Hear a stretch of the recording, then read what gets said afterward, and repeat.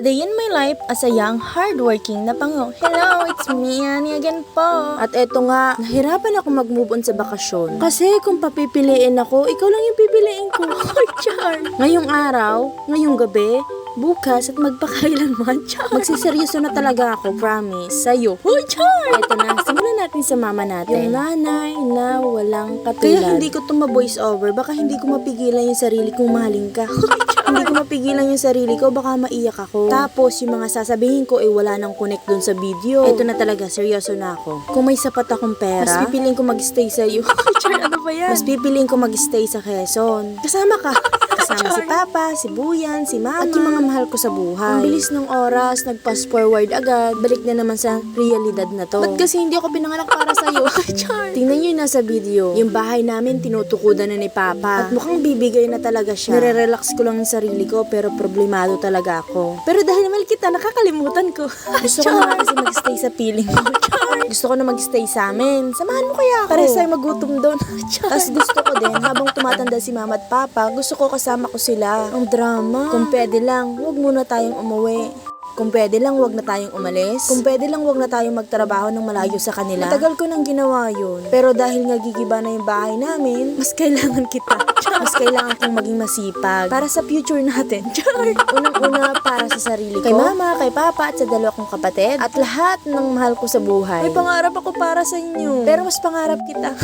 Ito nga, tutulo na yung luha ko, pero dinadaan-daan ko lang sa char. Hi, sarutin mo na kasi ako.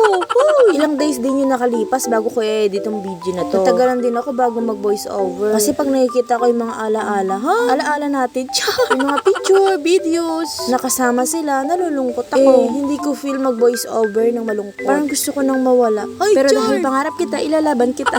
Dahil pangarap ko magkaroon ng sariling bahay, maayos na bahay, kasamang batang napakaganda na napaka-cute naman talaga. Laban lang. Gusto mo ipaglaban kita.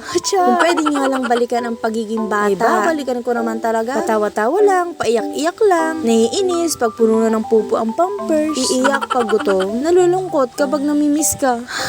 Tapos pag nasa probinsya ka, gulay, prutas, seafoods, makukuha at makakain mo ng libre at fresh. Igil lang nitong kapatid ko at patulog-tulog, wala pang problema sa buhay. Naalala ko ng mga parang ganyang edad ko pa. Hindi ko matandaan. Ano daw naalala tas di matandaan? Anong hirap pag ikaw lagi naiisip? Yung pera pala, na parang ayaw lagi sa akin. Nako, ito yung flight namin. Nakunin ko pa din ang video kahit ako'y nalulungkot na. Sobrang tagal ang pag-aantay. Yun bagang 9 hours kang nasa biyahe. Ay gutom, mga abutin ngalay at nakakaboring. Buti na nga lang at maganda tong tanawin. Pero mas mabuti kung ikaw yung tinatanaw ko. Ang ganda din dito sa part na to, no? Tara dyan, samahan mo ako. Sa tingin ko ay malapit na kami. Malapit na din kitang matanaw.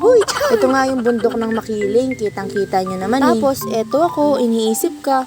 Nalulungkot nga kasi sunog na. Ay tingnan nyo naman at tuok na tuok ako. Daig ko pa yung maghapon nag-swimming. Parang dadalawang oras lang sunog na agad. Isa pa doon, lungkot na at babalik na naman sa trabaho. Babalik na walang pera. Ang mahalaga doon sumaya tayo. Sa piling mo. Char! Bye-bye! Mwah!